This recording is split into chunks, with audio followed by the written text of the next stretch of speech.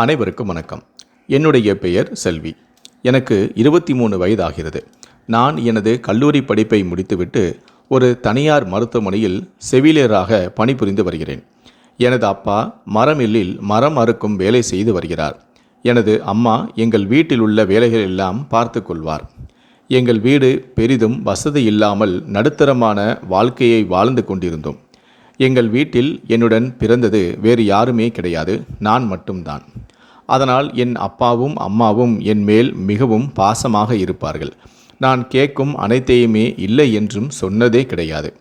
இப்படியே போக என்னுடன் கல்லூரியில் படித்த வினோத் என்ற ஒருவன் என்னை காதலிப்பதாக கூறினான். முதலில் நானும் யோசித்துவிட்டு பிறகு காதலுக்கு சம்மதித்தேன். எல்லா காதலர்கள் போலவே நாங்களும் காதலிக்கும் பொழுது மிகவும் சந்தோஷமாகவும் இருந்தோம். வினோத் வீட்டிலும் காதலுக்கு எதிர்ப்பு தெரிவிக்கவில்லை. வினோத் வீட்டில் வினோத் அம்மா மற்றும் அவருடைய அக்கா மட்டுமே இருந்தனர். வினோத்திற்கு அப்பா கிடையாது. வினோத் ஒரு தனியார் வங்கியில் வேலை பார்த்து கொண்டு இருந்தான். அவனுக்கும் வேலை இருக்க எனக்கும் வேலை இருக்க நாங்கள் இருவருமே வாரத்தில் ஒரு நாள் மட்டுமே சந்திக்கவும் ஆரம்பித்தோம். ஒரு நாள் வினோத்துக்கு சாலை விபத்து ஏற்பட்டது. அவனை நான் வேலை செய்யும் மருத்துவமனையில் அனுமதித்தேன். அவனுக்கு சில இடங்களில் அடிபட்டும் இருந்தது. பின்பு அவனும் குணமானான். இப்படி சில நாட்கள் போக நாங்கள் இருவருமே 3 வருடமாக காதலித்து திருமணம் செய்து கொண்டோம். எங்கள் வாழ்க்கையும் சந்தோஷமாக போனது. இப்படியே வாழ்க்கை போக 2 ஆண்டுகள் ஆன நிலையில் எங்களுக்கு குழந்தை பிறக்கவில்லை. எனது மாமியார் மற்றும் அக்கம் பக்கத்திலும் என்னை குழந்தை இல்லையா என்று கேட்கவும் ஆரம்பித்தனர். நானும் அதை பற்றி பெரிதாக கண்டு கொள்ளவும் இல்லை. அப்படியே யாரும் கேட்டாலும் சரியான பதிலை கொடுக்காமலும் அவர்களிடம் இருந்து விலகிச் சென்றும் விடுவேன். குழந்தை இல்லாததால் எனக்கும் வினோத்திற்கும் இடையே அடிக்கடி சண்டை வர ஆரம்பித்தது. எனது மாமியாரும் என்னை கொஞ்சம் கொஞ்சமாக திட்ட ஆரம்பித்தார். சில சமயங்களில் நான் வினோத்திடம் குழந்தை இல்லாவிட்டால் என்ன, வேறு ஒரு குழந்தை வெளியிலிருந்து தத்தெடுத்து வளர்க்கலாமே என்றும் நான் கூறுவேன். ஆனால் அவன் அதற்கு சம்மதிக்கவும் மாட்டான். இதனாலேயே எனக்கும் அவனுக்கும் இடையே மனக்கசப்பும் அதிகமானது. இப்படியே போக ஒரு நாள் வினோத்தும் அவனது அம்மாவும் எனது அப்பாவையும் அம்மாவையும் எங்கள் வீட்டிற்கு வரச் சொன்னான். நான் காலையிலேயே கிளம்பி வேலைக்கு சென்று விட்டேன். அதனால் எனக்கு எனது அம்மா அப்பா வந்தது தெரியாது. அங்கே வினோத், அவருடைய அம்மா மற்றும் அவருடைய அக்கா ஆகியோர் இருந்தனர். அப்பொழுது எனது அம்மா அப்பா அவரிடம் போய், சம்மந்தி, ஏதோ அவசரமாக பேச வேண்டும், உடனே கிளம்பி வாருங்கள் என்று சொன்னீங்க. நானும் என் மனைவியும் கிளம்பி வந்துட்டோம். ஒன்றுமே பேசாமல் இருக்கீங்களே, என்ன ஆச்சுன்னு சொல்லுங்கன்னு என்று கூற அவரோ எதுவுமே சொல்லாமல் அமைதியாக இருந்தார். உடனே வினோத், அம்மா எதுவும் சொல்ல மாட்டாங்க, உங்கள் பொண்ணு வந்தவுடனே நீங்களே தெரிஞ்சுக்கோங்க என்று கூறினான். உடனே செல்வி உடைய அப்பா, மாப்பிள்ளை எனக்கு ரொம்ப பயமாக இருக்குது, என்ன விஷயம் சொன்னீங்கன்னா கொஞ்சம் ஆறுதலாக இருக்கும், என்னன்னு சொல்லுங்களேன் என்றும் கூறினார். உடனே செல்வி வேலை முடிந்து வீட்டிற்கு வந்தார். அனைவரும் கூடி அமர்ந்திருந்தனர். அனைவரையுமே பார்த்துவிட்டு தனது அம்மா அப்பாவை, வாங்கப்பா வாங்கம்மா, என்னப்பா சொல்லாமல் கொள்ளாமல் வந்திருக்கீங்க என்றும் கேட்டாள். உடனே அவரோ, சம்மந்தி அம்மா தாம்மா ஃபோன் பண்ணி ரொம்ப அவசரமாக வீட்டுக்கு வாங்க என்று கூப்பிட்டாங்க, நீ வந்ததுக்கு அப்புறம்தான் எல்லா விவரமும் தெரியும் என்று சொன்னாங்க என்றும் கூறினார். உடனே செல்வியின் அம்மாவோ, செல்வி நீ ஏதாவது தவறு செஞ்சியாம்மா என்று கேட்க, நான் எந்த தப்பும் செய்யலாமா என்று செல்வியும் கூறினாள். கொஞ்சம் இருங்க, நான் என்னன்னு கேட்குறேன் என்று வினோத்திடம் சென்று, என்ன வினோத், இது எனக்கு தெரியாமல் அம்மாவையும் அப்பாவையும் வர வச்சு இருக்கீங்களே என்று கேட்டாள். உடனே வினோத்தோ, செல்வி, உனக்கும் எனக்கும் தெரிந்த செய்தியை உங்கள் அப்பா அம்மாவுக்கும் தெரிவிக்கணும்ல, நான் அவங்கள வர சொன்னேன் என்று சொன்னான். நமக்கு திருமணமாகி 4 வருடம் ஆகிறது, ஆனால் நமக்கு குழந்தை இல்லை என்றும் கூறினார். செல்வியோ வினோத்திடம், கொஞ்சம் இருங்க வரேன் என்று கூறி, அப்பா அம்மா தயவுசெய்து நீங்கள் வீட்டுக்கு போயிடுங்க, இந்த விஷயத்தை நான் பார்த்துக்கிறேன் என்றும் கூறினாள். உடனே செல்வியின் அப்பாவோ, இல்லைம்மா, இந்த பிரச்சனைக்கு என்ன தீர்வுன்னு தெரியாமல் நாங்கள் இருந்து போக மாட்டோம், மாப்பிள்ளை கேட்ட கேள்விக்கு பதில் சொல்லிட்டு வா என்று கூறினார். உடனே செல்வியோ, உங்களை கையெடுத்து கும்புறேன், தயவுசெய்து இங்கிருந்து போயிடுங்க என்று கூறினாள். உடனே செல்வியின் அத்தை, ஏன் வினோத் இன்னும் ஆராய்ந்துக்கிட்டு இருக்க, சொல்லுடா, உன் பொண்டாட்டி ஒரு புள்ள பெற்றுக்க தகுதி இல்லாதவன்னு, அவள் ஒரு மலடி, அவங்க அப்பா அம்மா கிட்ட உரைக்கிற மாதிரி சொல்லு என்று கூறினார். செல்வியின் அப்பாவோ, சம்பந்தியம்மா, வார்த்தையை கொட்டிட்டா அள்ள முடியாது, தயவுசெய்து வார்த்தையை கொட்டாதீங்க என்று கண்களில் நீர் வரும்படி கூறினார். உடனே வினோத்தின் அம்மாவோ, பிள்ளை பெற்றுக்கொள்ள முடியாத பெண்ணை மலடின்னு சொல்லாமல் வேற என்ன சொல்லுவாங்கன்னு நீங்களே தான் சொல்லுங்களேன் என்று கூறினார். உடனே செல்வியும் அழுது கொண்டே, வினோத், இங்கே இருக்கிறவங்க எல்லாத்தையுமே வெளியே போகச் சொல்லுங்க, உங்ககிட்ட நான் தனியாக பேசணும் என்று கூறினார். உடனே வினோத்தும், 4 வருடங்களாக என்னிடம் தனியாக தானே பேசிக்கிட்டு இருக்க, இப்போ என்ன புதுசாக நீ பேச போகிற என்றும் கேட்டார். மாமா, என் மேலே எந்த தப்பும் இல்லை, உங்கள் பொண்ணுக்கு குழந்தை பெற்றுக்கிற பாக்கியம் இல்லை, அதை உங்கள் பொண்ணையும் ஒத்துக்கிட்டா என்று கூறினார். குழந்தை பெற்றுக்கிற பாக்கியம் இல்லைன்னா என்ன, நாம் ஒரு அனாத ஆசிரமத்திற்கு போய் ஒரு குழந்தையை தத்தெடுத்து வளர்க்கலாமே என்றும் அவள் கூறினாள். ஆனால் அதில் எனக்கு உடன்பாடு இல்லை. நான் ஒரு மாதத்திற்கு முன்பாகவே சொல்லி கொண்டிருந்தேன், நான் வேறு திருமணம் செய்து கொள்ளப் போகிறேன் என்று, எனக்கு விவாகரத்து கொடு என்று. ஆனால் அவளோ எந்த பதிலும் சொல்லவில்லை.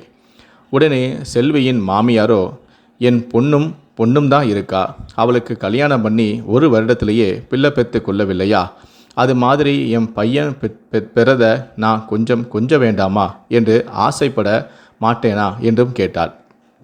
உங்கள் பொண்ணு ஏதோ காப்பகத்தில் இருந்து ஒரு குழந்தைய எடுத்துகிட்டு வந்து வளர்க்க போகுதா சொன்னான், அந்த குழந்தைய என் பேர குழந்தை தான் கொஞ்சமா, அதை கேட்கவே எனக்கு அசிங்கமாக இருக்கு, என் தலையெழுத்து என்றும் கூறினார். உடனே வினோத்தின் அக்காவும் செல்வியை பார்த்து, செல்வி, குழந்தையை பெற்றுக்கிறது தான் ஒரு முழுமையான பெண், அந்த தகுதி தான் உனக்கு கிடையாதே, நீயே விலகி போயிடக்கூடாதா, இப்படி அடம் பிடிக்கிறாயே, படித்த பெண் தானே நீ என்றும் கூறினார். உடனே செல்வியின் மாமியார், என் பையனுடைய குழந்தை இந்த வீட்டில் விளையாட வேண்டும் என்று எனக்கு ஆசையாக இருக்காதா என்றும் கேட்டார். மாப்பிள்ளைய நீ காதலிச்சு தானம்மா திருமணம் செஞ்சுக்கிட்ட, உனக்கு என்னம்மா குறை, நர்ஸ் தானே நீ, உனக்கு தெரியாதா என்னன்னு என்கிட்ட சொல்லுமா என்றார். உடனே செல்வியும் அழுதபடியே, சொல்கிறேன்ப்பா, எல்லாத்துக்குமே புரிகிற மாதிரி சொல்கிறேன். ஒரு நாள் நாங்கள் காதலிச்சு கொண்டிருக்கும் போது தனிமையில் பேசி கொண்டிருந்தோம். அப்பொழுது நான் வினோத்திடம், நாம் எத்தனை வருடமாக காதலிக்கிறோம் என்று கேட்டாள். உடனே வினோத்தும், 3 வருஷமாக காதலிக்கிறோம், உங்கள் வீட்லேயும் ஒத்துக்கிட்டாங்க, எங்கள் வீட்லேயும் ஒத்துக்கிட்டாங்க, அப்புறம் என்ன என்றார். உடனே செல்வி, வினோத், நான் சொல்கிற செய்தியை கேட்டு உன் குடும்பத்தில் கலந்து பேசி எனக்கு ஒரு முடிவை சொல் என்றாள். உடனே வினோத்தும் என்ன என்று கேட்க, வினோத், என்னை திருமணம் செய்து கொண்டால் எனக்கு குழந்தை பிறக்காது, நான் ஒரு செவிலியர், என்னுடைய குறையை உன்கிட்ட சொல்லிதான் ஆகணும், இதை நீ உன் குடும்பத்தில் சொல்லிதான் ஆகணும் என்று சொல்லியிருக்கா, அப்போதுதான் நாம் திருமணம் கடைசி வரைக்கும் நிம்மதியாக இருக்கும் என்றாள். உடனே வினோத்தும் சற்று யோசித்து கொண்டு இருந்தான். விஷயத்தை காதலிக்கிறதுக்கு முன்னாடியே சொல்லி இருக்கலாம் என்று உனக்கு தோணுது இல்லை என்றாள். உடனே வினோத்தும் தலையை ஆட்டினான். செல்வியோ, நாம் காதலிக்கும் போதெல்லாம் நான் நல்லா தான் இருந்தேன், எனக்கு 1 மாதத்திற்கு முன்பு உடல்நிலை சரியில்லாமல் இருந்தது, அப்பொழுது என்னிடம் மருத்துவர், உனக்கு கர்ப்பப்பையில் ஏதோ பிரச்சனை, அதனால்தான் நீ குழந்தை பெற்றுக்கொள்ள முடியாது என்று கூறிவிட்டார். இப்போ சொல்லு வினோத், நாம் திருமணம் செய்து கொள்ளலாமா, இல்லை நண்பர்களாகவே இருந்து விடலாமா என்று கேட்டாள். வினோத்தோ, யோசித்து விட்டேன் செல்வி, நீ கவலைப்படாதே, எங்கள் வீட்டில் உள்ளவர்களை நான் பார்த்து கொள்கிறேன், நாம் திருமணம் செய்து கொள்ளலாம், எனக்கு நீதான் முக்கியம் என்று சொன்னான். உடனே செல்வியோ, அவசரப்பட வேண்டாம், இது நம்முடைய வாழ்க்கை, நாம் தான் யோசிக்கணும், உங்களது வீட்டில் பேசி 1 வாரம் கழித்து என்ன முடிவு என்று சொல்லுங்கள், என்னால் உங்கள் வாழ்க்கை வீணாக வேண்டாம் என்றும் கூறினாள். நீங்கள் வேணான்னு சொன்னாலும் கூட நான் கவலைப்பட மாட்டேன், நீங்கள் நல்லா இருந்தாலே போதும் என்று கூறிவிட்டு சென்றாள்.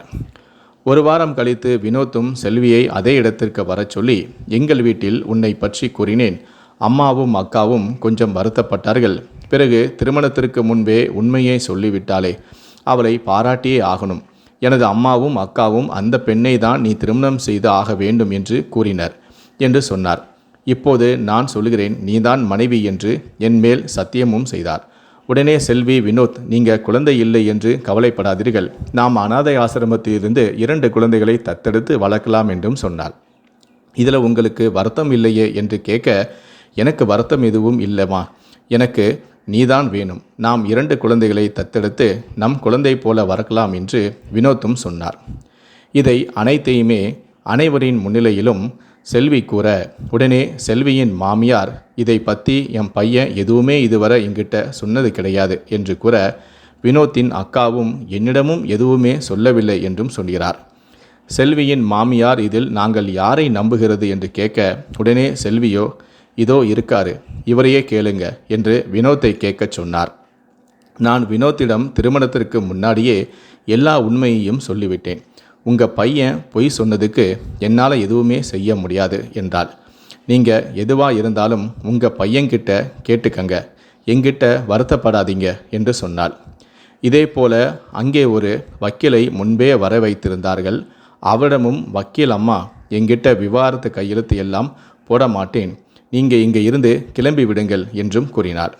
உடனே வினோத்தோ, நீ சொல்வது உண்மையாகவே இருக்கட்டுமே, ஆனால் நீ சொல்வதெல்லாம் பொய் என்று நான் நீதிமன்றத்தில் சொல்வேன்.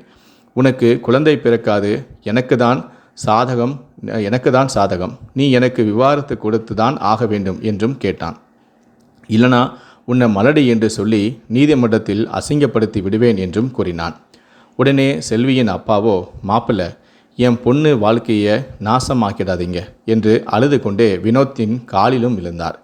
உடனே செல்வியோ அவரை தூக்கி, அப்பா அம்மா, தயவுசெய்து அழாதீங்க என்று வினோத்திடம், சரி என்று நாம் இருவருமே பேசிக்கொண்டது பொய்யா உண்மையா என்று கேட்க, உடனே வினோத்தோ, நீ சொல்வது உண்மையாகவே இருக்கட்டுமே, அப்பொழுதுதான் தப்பான முடிவை நான் எடுத்து விட்டேன் என்றும் சொன்னான்.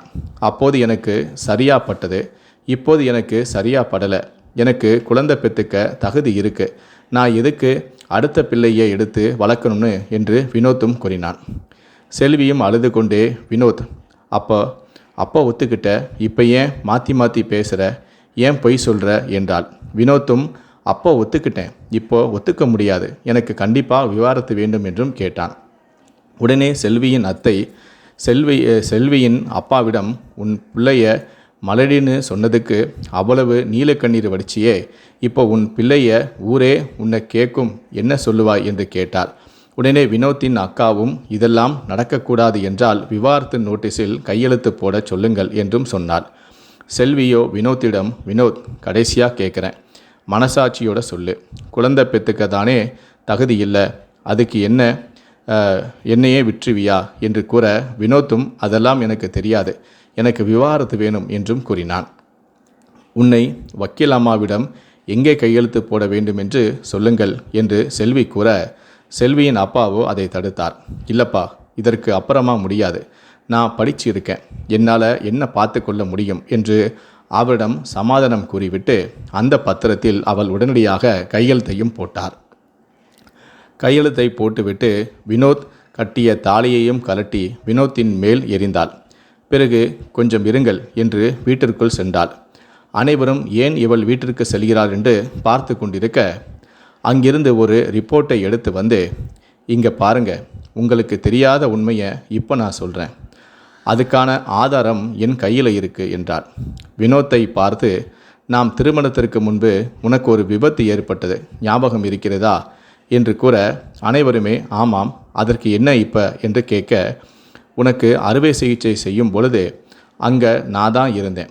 மருத்துவர் எல்லாம் உனக்கு அறுவை சிகிச்சை செய்து முடித்துவிட்டு, உன்னை பற்றி உனக்கு ஆணுறுப்பில் அடிபட்டு நரம்பில் பாதிக்கப்பட்டதால் உன்னால் குழந்தை பெற்றுக்கொள்ள முடியாது, நீ திருமணம் செய்து கொள்ளலாம், தாம்பத்தியத்திலும் ஈடுபடலாம், ஆனால் உனக்கு குழந்தை மட்டும் பிறக்காது என்று மருத்துவரிடம் கூறினார்.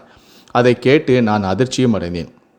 உடனே மருத்துவரிடம், டாக்டர், இந்த செய்தி அவரது குடும்பத்தாருக்கு தெரிந்தால் உடைந்து விடுவார்கள், தயவுசெய்து வினோத்திடம் இந்த உண்மையை சொல்லிவிடாதீர்கள், அவரும் இந்த விஷயத்தை தாங்கிக் கொள்ள மாட்டார், எதுவாக இருந்தாலும் நான் பார்த்து கொள்கிறேன், அவரை திருமணம் செய்துக்கிட்டு நான் ஏதாவது குழந்தையை தத்தெடுத்து வளர்த்து கொள்கிறேன் என்றாள். உடனே அவள் சொன்னதைப் போலவே மருத்துவரும் அவரிடம் சொல்லவில்லை என்று கூறிவிட்டு, வினோத்திடம், உனக்கும் உன் வீட்டிற்கும் இது தெரியக்கூடாது என்றுதான் இத்தனை நாளாக நான் போராடி கொண்டிருந்தேன், ஆனால் உங்களுடைய கீழ்த்தனமான புத்தியை காட்டிட்டீங்க என்று கூறிவிட்டு வினோத் அம்மாவிடம், ஒரு பொண்ணுக்கு குழந்தை இல்லை என்றால் உடனே மலடி என்ற பட்டத்தை கட்டி அனுப்பி விடுவீங்கள்ல என்று கூறிவிட்டு வினோத்தின் அக்காவிடம், நீயும் ஒரு வீட்டுக்கு வாழ போயிருக்க, ஒரு குழந்தை இல்லைனா விவாகரத்துக்கு வைப்பீங்களா, இதெல்லாம் ரொம்ப தப்பு என்று சொல்லிவிட்டு, உங்களை எல்லாம் பார்ப்பதற்கே அசிங்கமாக இருக்கு என்று கூறிவிட்டு வினோத்திடம், இனிமேல் உன் வாழ்க்கையில் நான் வரவே மாட்டேன், நீ வேறு ஒரு திருமணம் செய்ய வேண்டும் என்றால் உன்னுடைய குறையை அந்த பெண்ணிடம் கூறிவிட்டு நீ திருமணம் செய்து கொள், இனி எந்த பெண்ணுடைய வாழ்க்கையும் என் வாழ்க்கையைப் போல ஆக்கிவிடாதே என்றும் கூறினாள். உடனே வினோத்தோ, செல்வி என்னை மன்னித்து விடு என்று கூற, இவ்வளவு நடந்த பிறகு இனிமேல் நீங்கள் யார் எனக்கு தேவையில்லை என்று கூறிவிட்டு தனது அம்மாவையும் அப்பாவையும் கூப்பிட்டு கொண்டு அங்கிருந்து அவள் கிளம்பிவிட்டாள். இந்த வீடியோவை பற்றிய, இந்த சம்பவத்தை பற்றிய உங்களுடைய கருத்துக்கள் என்ன அப்படிங்கிறத கீழே இருக்கக்கூடிய கமெண்ட் செக்ஷனில் மறக்காமல் சொல்லுங்கள். நன்றி, வணக்கம்.